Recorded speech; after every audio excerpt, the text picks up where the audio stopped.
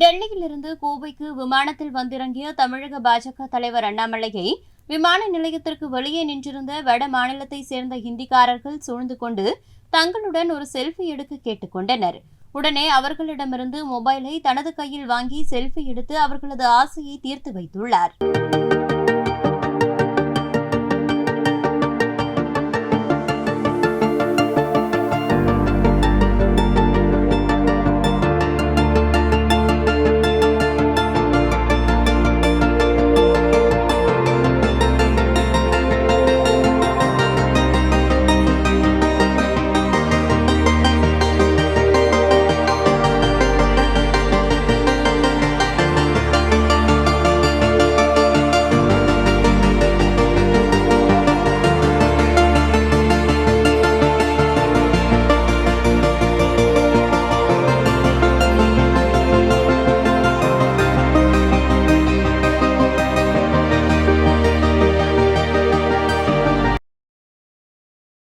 செய்திகளை உள்ளது உள்ளபடி தெரிந்து கொள்ள ரெஃப்ளெக்ட் நியூஸை சப்ஸ்கிரைப் பண்ணுங்க.